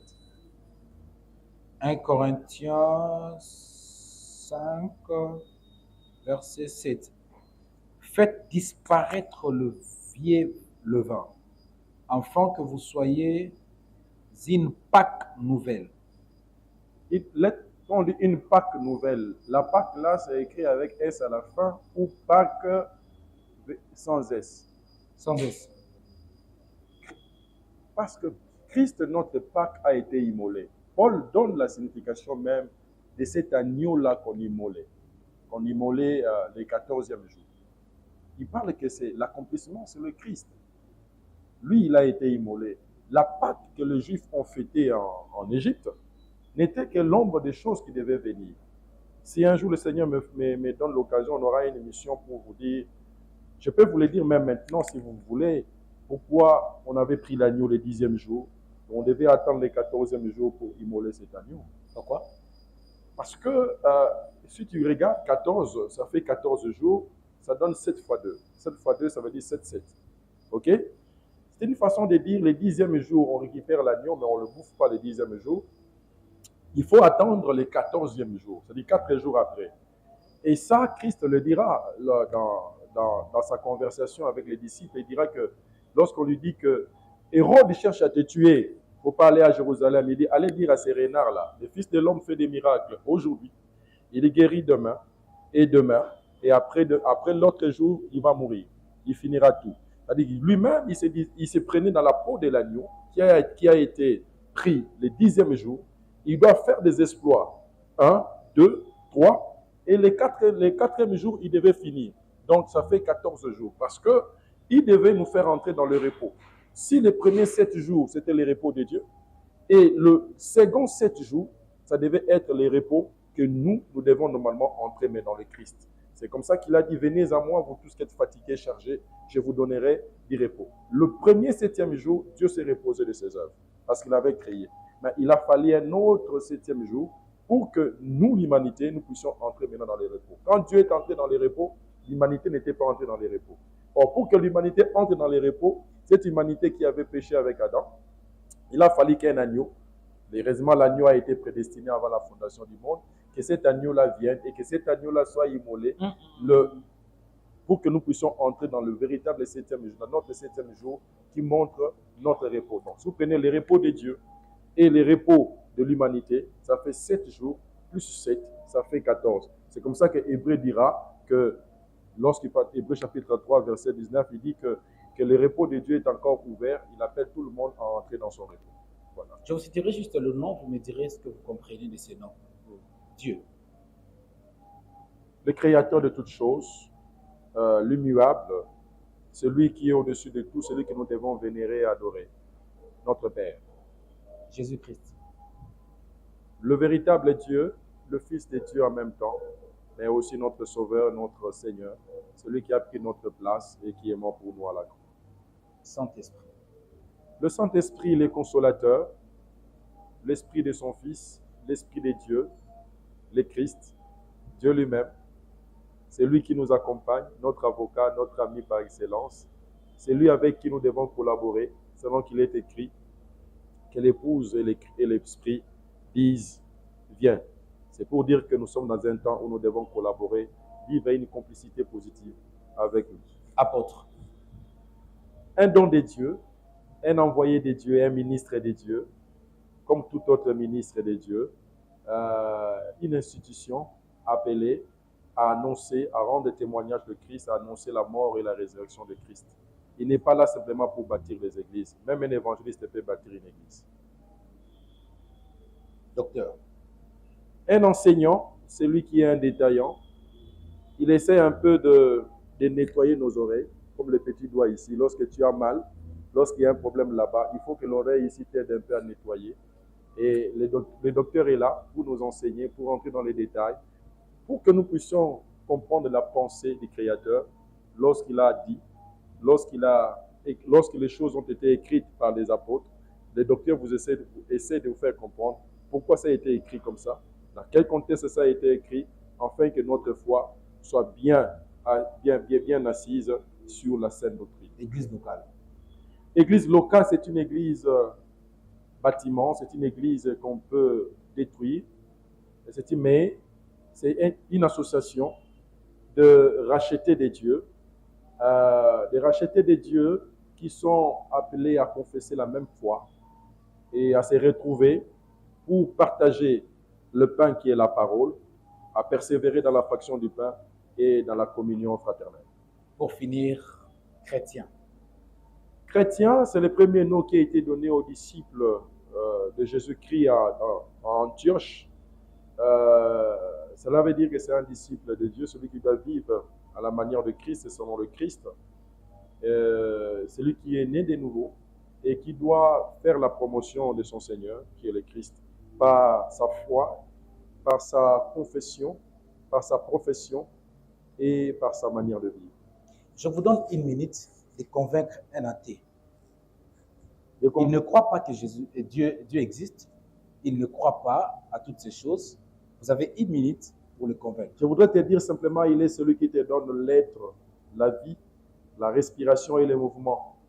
Donc sans lui, tu ne peux rien faire. La vie que tu as, c'est parce que c'est lui qui te donne. Quand tu dors, tu te réveilles, ne pense pas que tu te réveilles par ta force. C'est parce qu'il y a une main invisible qui te donne ce souffle de vie-là. Et ce souffle de vie qui te donne, c'est pour que tu puisses le connaître selon qu'il est écrit. Dieu ne veut pas que le méchant meure, mais il veut que tout le monde puisse parvenir à la connaissance de la vérité. Jésus-Christ est le véritable Dieu, mais il faut commencer d'abord par donner ta vie au Seigneur, afin que tu puisses comprendre qu'il est le véritable Dieu. Parce que si je commence à te l'expliquer maintenant, peut-être que tu ne me comprendras pas, mais je te dis simplement que la vie que tu as, le mouvement que tu as, l'être que tu as, c'est lui qui t'a donné cela. Et c'est lui qui a voulu que tu sois là où tu es. Si tu es congolais, français, américain, peu importe ta nationalité, c'est lui qui a voulu que tu sois né avec cette origine-là. Et tu ne dois que donner ta vie à lui, tu ne dois que croire en lui, parce qu'il est celui qui te donne le mouvement. L'homme n'est pas le maître de son souffle pour pouvoir le rédiger. Voilà. C'est toujours un réel plaisir d'écouter le docteur John Poulis. Je pense que si vous avez des questions, écrivez. Et le pasteur sera là pour répondre à toutes vos questions. Dieu vous bénisse abondamment et continue le programme à vous. C'est bon. Question difficile, allez. Tu peux continuer? Il y a 5 minutes. Il y a un peu de continuer. Question difficile, allez. Docteur, je vous aime beaucoup, hein, vous savez. Quand tu commences comme ça, c'est quoi les questions difficiles? Allez-y seulement. Allez-y. Vous me connaissez très bien. Je sais quand tu commences comme ça, c'est pour les questions difficiles. Je suis chrétien, mais quand vous me demandez de prier, je n'arrive pas à prendre beaucoup de temps. C'est-à-dire quand je prie, je fais 2 minutes pour prier. Je n'arrive pas à faire 1 heure de temps pour prier. Y a-t-il des stratégies à me donner pour que je prie longtemps dans la présence de Dieu? La soif. La soif de Dieu. Et cette soif en vous. La prière ne doit pas être une corvée. La prière doit être l'expression de l'amour que vous avez pour Dieu. Celui qui a de l'amour pour quelqu'un, il va exprimer ses désirs de voir la personne. Si vous n'avez pas l'amour pour la personne, vous n'exprimerez aucun désir. Donc, vous devez avoir cette soif, cet amour en vous. Comme une biche soupire près des eaux, disait David, disait dans le psaume, moi je soupire après toi. Dans les déserts, on a besoin de l'eau, mais lui dit que mon Seigneur, je soif de toi. Il faut avoir soif de Dieu. Cette soif veut venir que quand vous l'aimez. Si vous l'aimez, vous aurez ce désir-là, le désir de sa présence. Savez-vous que vous avez dit une chose qui a dérangé plusieurs personnes? Ah bon? Oui. C'est quoi? Vous avez dit que l'église, la repentance ne peut pas se prêcher à l'église du Seigneur. Normalement. Docteur. Normalement. Qu'est-ce que vous dites? Je sais que dans Apocalypse chapitre 2, versets 5 à 7, on parle de l'église, de l'ange de l'église d'Éphèse en disant « Répands-toi d'où tu es tombé ». On dit à l'ange « Répands-toi d'où tu es tombé ». Bon, quand on parle de l'ange, on parle aussi de l'église. Mais c'est parce qu'il y avait des choses au sein de l'église. La véritable église du Seigneur, c'est l'église des hommes et des femmes qui sont sauvés. Ok? C'est comme ça que Actes des Apôtres, chapitre 2, verset 47, la Bible dit « Dieu a ajouté à l'église ceux qui étaient sauvés. » C'est-à-dire, on est sauvé et on t'ajoute à l'église. Dehors, et tu viens à l'église. Quand vous dites membre d'une église, membre, ça veut dire que ce sont des personnes sauvées. Ils sont sauvés parce que on est sauvé par la grâce au moyen de la foi. Le premier fruit de la foi, c'est la repentance. La personne regrette ses péchés, il donne sa vie au Seigneur, il croit à l'œuvre de Christ. Maintenant, quand il vient déjà à l'église, il devient membre d'une église, dois-je encore lui dire que tu dois être sauvé? C'est supposé qu'il est sauvé. Et le travail du ministre de Dieu, c'est le perfectionnement. À l'église, on vient pour que vous soyez perfectionnés et que vous soyez édifiés à devenir corps. Je ne sais pas si je me fais comprendre. On parle plus de la repentance, on parle maintenant du perfectionnement, qui est différent de la repentance. La repentance, c'est ce processus qui t'amène à être sauvé, parce que c'est le premier fruit de la foi. Ceux qui croient, Pierre dit, lorsqu'il prêche les Juifs en disant « Repentez-vous et que chacun de vous soit baptisé au nom du Seigneur Jésus-Christ. Ensuite, vous recevez le don du Saint-Esprit. » Donc, si vous avez cru, vous allez vous repentir parce qu'ils ont commencé à dire « Hommes, frères, que devons-nous faire ?» Quand Pierre a prêché, donc ils ont cru l'enseignement de Pierre, la prédication, que devons-nous faire? Il dit, bon, puisque la foi a été créée en vous, maintenant repentez-vous et que chacun de vous soit baptisé au nom du Seigneur. Ce n'était pas l'Église. Ce n'était pas l'Église. C'est alors que lorsqu'ils ont été baptisés et ils ont cru, la Bible déclare que le nombre de disciples augmenta, s'ajouta de 3000. Dieu ajoute à l'Église que ce qui a été sauvé. Donc à l'Église, quand nous venons, normalement la véritable Église, la repentance, on ne la prêche plus. C'est supposé que vous êtes sauvés. Mais nous la prêchons pourquoi? Parce que aujourd'hui, avec l'influence et ainsi de suite, beaucoup de choses, les gens viennent recevoir Christ à l'Église. Parce que les missionnaires ne font plus leur travail. Les missionnaires ne font plus leur travail. Une véritable Église. Une véritable Église, la repentance est constituée des saints. Est constituée des saints, des personnes sauvées, qui ont déjà reçu Christ et qui se sont repentis. Et ils ont reçu Christ dans leur vie. Ils marchent en nouveauté de vie. Maintenant, ils viennent dans l'Église pour le perfectionnement, pour qu'ils soient aiguisés, équipés à bien marcher dans le Seigneur. C'est des questions que je me pose, docteur. Je ne poserai même pas cette question. Je sais que vous direz qu'un chrétien ne peut pas être possédé. Mais bizarrement, dans 2 églises locales, il y a des démons qui crient dans le corps de certains. Et c'est parce que les gens n'ont pas cru, c'est ce que je suis en train de dire. Et cela a commencé depuis, je crois, l'an 335, quand Théodoros va prendre cet édit pour convertir tous les temples idolâtres en église. On a fait la conversion des temples en église. Avec l'édit de Constantin, Théodoros, ainsi de suite. Vous comprenez ça? C'est comme ça que le temple des idoles ont été convertis, transformés en église. Ça veut dire que les gens venaient avec l'esprit de Diane, l'esprit de ceci, cela, l'esprit de ceci, cela, mais en écoutant le nom de Jésus. C'est comme ça que les gens viennent à l'église, et même on a adopté les dimanches comme étant les jours dominicaux, ainsi de suite, tout ça, parce que dans les actes des apôtres, vous verrez, les gens s'est rassemblés. Bon, peut-être il y a simplement dans Acte 21, quand Paul s'était réuni pour lire un message d'adieu aux disciples, les gens se réunissaient le sabbat. Pourquoi? Parce que le premier travail des apôtres, c'était d'abord d'aller dans les synagogues convaincre les Juifs. Et les païens, c'était par après. Normalement, le sabbat n'est pas le dimanche. Selon... Dans les calendriers juifs, le sabbat n'est pas le dimanche. Mais Dieu ne tient pas compte des calendriers. Dieu ne tient pas compte des calendriers. Il est le même hier, aujourd'hui, éternellement. Il a dit que l'heure vient, elle est déjà venue. Que ça ne sera plus à Jérusalem, ni sur la montagne qu'on adorerait le Père. Les vrais adorateurs adoreront le Père en esprit et en vérité. Mais le dimanche, nous l'avons adopté parce que lorsque vous lisez Acte 21, on dit que Paul avait réuni les gens le premier jour de la semaine. Et le premier jour de la semaine coïncide avec le jour de la résurrection de notre Seigneur. C'est comme ça que les chrétiens ont adopté les dimanches. Ça veut dire normalement, le Seigneur n'a pas fixé, à part les sabbats qu'il avait fixés dans la loi, notre Seigneur Jésus-Christ n'a pas fixé comme le dimanche comme étant le jour où nous devons nous rencontrer pour parler de lui. Non. Je ne sais pas si je me fais comprendre. Très bien.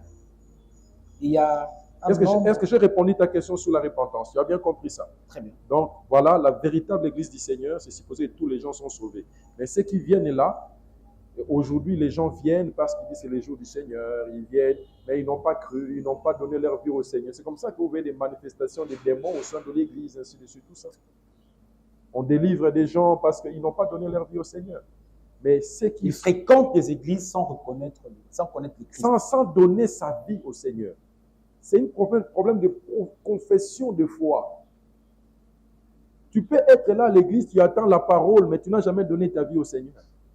Tu es comme Samuel dans le temple. Samuel était dans le temple, mais il ne connaissait pas la voix de l'Éternel. Il ne connaissait pas la voix de l'Éternel. La preuve en est quand Dieu parle, il y a aussi un mystère là caché, peut-être un autre jour. Quand Dieu parlait, lui, il entendait Dieu à travers la voix de son Père. Ça, c'est aussi un mystère que je cache. Docteur, il y a une question qui me dérange. Oui. Et ça dérange beaucoup de gens parce que je l'avais posée sur Facebook. Est-ce qu'il y a des gens qui ont été sélectionnés déjà ou un nombre de gens qui iront au ciel? Quand je parle de cela, je fais allusion à 144 000. C'est ça, hein? Les 144 000 là, vous dites quoi, docteur? Apocalypse est clair, on parle de 144 000, on répartit ça dans les 12 tribus d'Israël, comme étant les prémices de la grande tribulation. Mais les 144 000 peut être aussi symbolique, c'est-à-dire ceux qui seront sauvés pendant la période de la tribulation. Ceux qui garderont leur foi, ils seront encore, la Bible parle de la virginité même. Ils vont garder leur position de sainteté, suivre le Seigneur Jésus-Christ. Dans les langages eschatologiques, on les appelle la moisson, comment on appelle ça? On appelle ça la moisson de l'automne.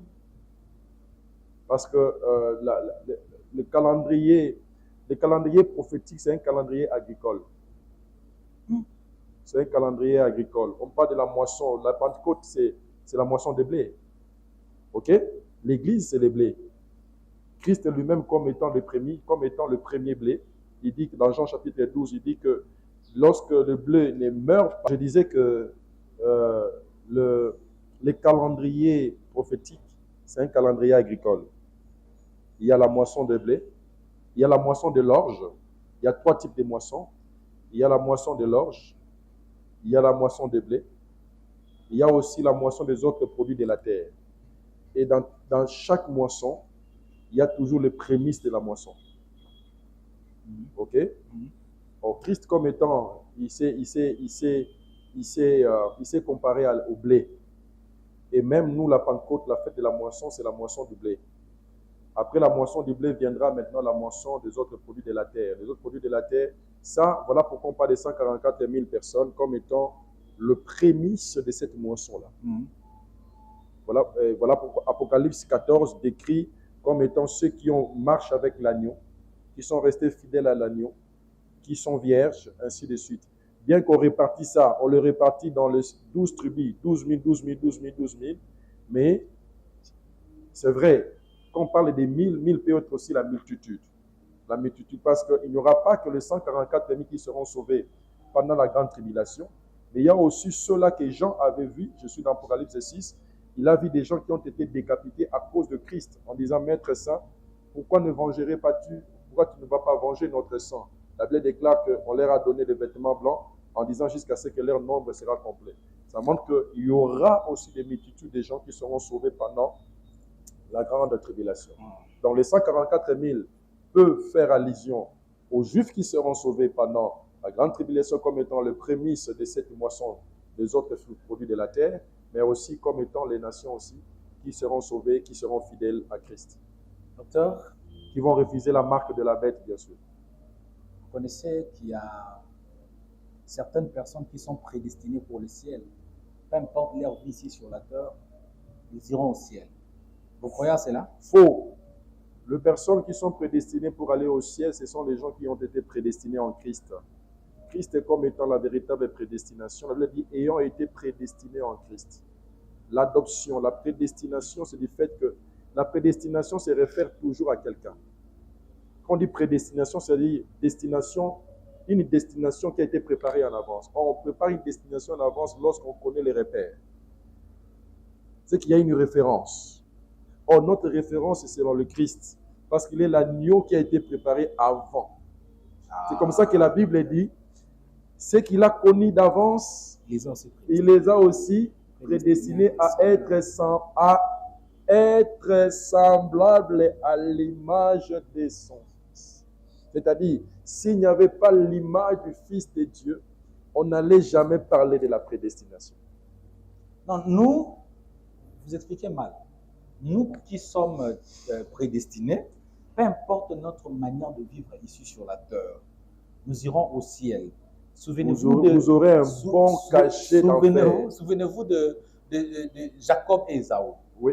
Avant que les enfants puissent naître, la Bible dit Dieu a aimé Jacob, il a haï Ésaü. Oui. Ça va? Oui. Dieu nous a aimés. Même si nous vivons comme nous voulons, Dieu va frayer un chemin pour que nous nous rencontrons avec lui. Oui. C'est-à-dire ça ne dépend pas de nous, ça dépend de lui. Notre choix n'est pas vraiment important. Ah, là, vous venez d'arranger. Vous venez d'arranger quelque chose parce que ce n'est pas ce que vous disiez.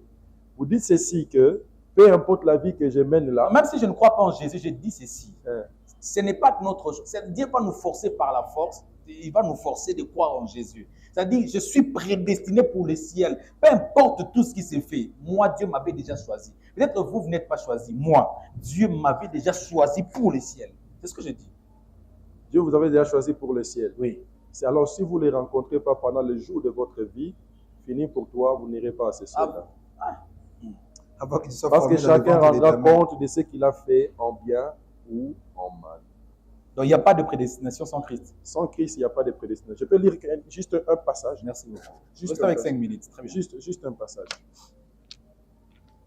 Je suis dans Éphésiens chapitre 1er. J'aimerais que tu sois avec moi. Versets 4 à 5. Très bien. On peut lire. La Bible dit, en lui, Dieu nous a élus avant la fondation du monde. Il nous a élus avant la fondation du monde. En lui. En lui. En qui? En Jésus. En Jésus. Il nous a élus avant la fondation. S'il n'y avait pas Jésus, on ne parlait pas même de l'élection. En lui, Dieu nous a élus avant la fondation du monde. Ça te fait mal. Pour que nous soyons saints et irrépréhensibles devant lui. Nous ayant prédestinés dans son amour à être ses enfants d'adoption par Jésus-Christ, selon les bons plaisirs de sa volonté. Sans le Christ, sans Jésus, prédestination, tu gênes, oublie. Donc, je dois choisir le chemin de Christ. Tu dois rencontrer Christ dans ta vie pour que tu puisses rencontrer ta prédestination. Vous n'avez pas bien prêché la prédestination. Hein? Je n'avais pas bien lu le verset. Ayant ce qu'il a connu d'avant, il les a prédestinés à être semblables à l'image de son Fils. Est-il nécessaire d'appartenir à une église pour être sauvé? Est-il nécessaire? On est sauvé d'abord par la grâce au moyen de la foi, mais il faut que vous soyez perfectionnés parce que votre foi risque d'être en danger si vous ne faites pas partie d'une église. Parce que l'église est là pour vous perfectionner. Les ministres ont été donnés pour le perfectionnement de saints, pour l'édification de son corps. Donc, si vous n'êtes pas perfectionné, si vous n'écoutez pas la parole, si personne ne vous suit, ça veut dire que vous avez un problème. La Bible est-elle le meilleur livre du monde, vrai ou faux?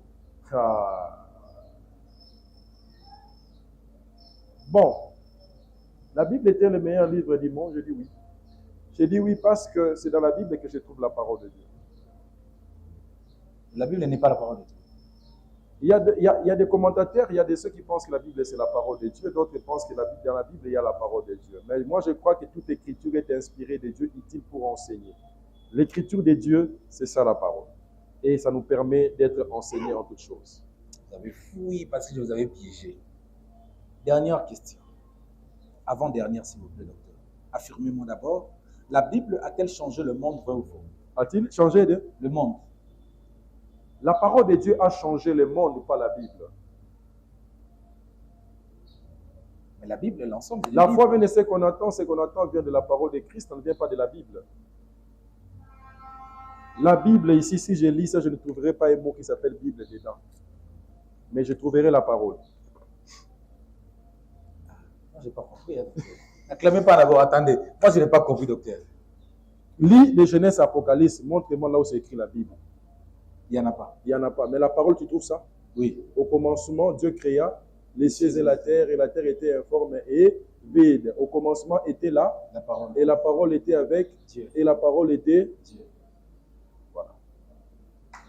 Ah, on va acclamer maintenant. Là, je vous encourage. Comment Jésus-Christ peut être dehors de son église? Je me tiens à la porte et je frappe. Si quelqu'un entend ma voix, ouvre la porte, j'entrerai. Mais oui. Jésus, tu adresses à l'église. Oui. Apocalypse chapitre 3, le verset 20. Oui. Comment tu peux être dehors? Mais c'est l'église de Laodicée, non? C'est une assemblée locale, non? Comment le maître de l'église peut se retrouver dehors? Mais c'est parce que l'église est tiède. L'église n'est ni chaude ni froide. Les pratiques, les œuvres de l'église ont jeté Christ dehors.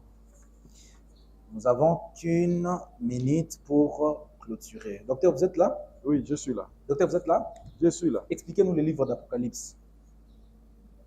Ah, ça, il faut tout C'est-à-dire Apocalypse Bon, 1, 2 parle de ça, 4 ici, comme ça, Bon. donc juste bref. Bon, l'Apocalypse, le résumé du livre d'Apocalypse, Oui. c'est dès le chapitre 1er. Écris ce que tu as vu, ce qui sera, ce qui est et ce qui sera. 3 parties. Ce que tu as vu, la lettre aux 16 églises, il a vu Christ au milieu des 7 chandeliers, les 7 chandeliers qui représentent l'église. Les 7 églises. D'accord? Chapitre 1er jusqu'au chapitre 3, on parle de l'église. Et quand je vais te parler de l'église, les 7 églises aussi, c'est aussi une marche prophétique. Bon, peut-être on aura une autre occasion. À partir d'Apocalypse 4, c'est l'enlèvement de l'église. OK? Et Apocalypse, une partie d'Apocalypse 5. Une partie d'Apocalypse 5, on commence à ouvrir les choses. OK? Là, l'église n'est plus là. Nous sommes déjà pendant la période d'angoisse, la période écrit ce qui sera. Période d'angoisse. Tout ce que vous voyez, les 7 fléaux, les 7 trompettes, ainsi de suite. Mais il y a d'autres images qui essayent de faire un mixage de temps. C'est-à-dire, peut-être, ça mélange le temps où le Christ devait venir. Par exemple, lorsqu'on parle de la femme avec les dragons, ainsi de suite, tout ça, on peut faire, comment on appelle, on peut faire des liaisons avec le temps, entre guillemets, le temps où Christ devait venir et le temps où Christ a connu l'ascension, mais aussi faire la liaison entre comme cet enfant-là comme étant l'image aussi de l'Église qui sera en ligne. Il y a beaucoup de choses à en parler là-dessus après où je peux en faire toute une conférence. Il y a, pendant la période de la tribulation, c'est divisé en 7 moitiés, en 2 moitiés. Vous avez la première moitié, c'est la période de la consolidation, où l'Antichrist vient consolider. C'est comme ça que lorsqu'on ouvre les premiers sceaux, on voit un chevalier venir. Et ce chevalier qui vient là, ce n'est pas le Christ, c'est l'Antichrist. OK? L'ouverture du premier sur le chevalier qui vient, ce n'est pas le Christ, c'est l'Antichrist. Parce que l'église, quand Christ revient pour prendre son église, sera dans les nuées. Là, l'église n'est plus là. Mais le premier chevalier de l'ouverture des sceaux, ça, c'est l'Antichrist. Alors, la première moitié, c'est c'est la période de la consolidation. La deuxième moitié qui reste, c'est la période où on aura vraiment la marque de la bête, où la bête va se proclamer roi. Mais avant que cela ne vienne, il y a aussi d'autres événements. Donc, il faut faire toute une émission là-dessus. Je peux te donner certains signes des événements avant même qu'on entre la période de l'enlèvement de l'Église et la période de la tribulation. Donc, les résumés d'Apocalypse, c'est décrit. L'Apocalypse décrit ce qui est l'Église, la situation de l'Église, ce qui sera, ce qui viendra, ce qui viendra, ce qui a été, ce qui viendra, ce qui est et ce qui viendra. C'est-à-dire que ce qui a été, comment Christ a sauvé l'humanité, comment Christ est passé par la croix, ce qui est la situation de l'Église et ce qui viendra à partir de l'enlèvement de l'Église, ce qui viendra par l'après. Voilà un peu. Donnez-nous le programme de l'Église, docteur. Nous avons 2 grandes activités. La première activité, c'est des 17 au 21 juin. Nous appelons ça le symposium évangélique. On aura des éminents hommes de Dieu. On aura le docteur Bertin, Papedi. On aura le prophète Samuel Ben-Rema. Ça c'est dans notre grande assemblée de Matete. C'est l'assemblée centrale. Nous serons là autour du thème marcher selon l'esprit. Et après cet événement de juin, il y aura maintenant une autre grande activité par rapport à l'assemblée là où je suis pasteur. Et ça, c'est ce que j'appelle les Dispro, c'est le Dieu des signes et des prodiges. C'est du 15 au 21 juillet. Et c'est autour du thème le pays où coule le lait et le miel. Le pays où coule le lait et le miel. Nous serons là avec le prophète Ben-Rema. Nous serons là avec le docteur Abba Isaac, le pasteur Lévi Kongolo. Nous serons là avec le pasteur Abraham Kabengele, qui est le représentant légal de la communauté. Et je ne sais pas si j'ai oublié quelqu'un. Nous serons là aussi avec le docteur Nziani. Le docteur Nziani. Ce sont des éminents orateurs qui parlent bien des choses de Dieu, et moi-même aussi. Pendant 7 jours, nous allons parler autour de ce sujet. Les pays où coule le lait et les miel. Ça en est fini pour aujourd'hui. Que le Seigneur vous bénisse abondamment. continuer. Le livre Apocalypse, faut autant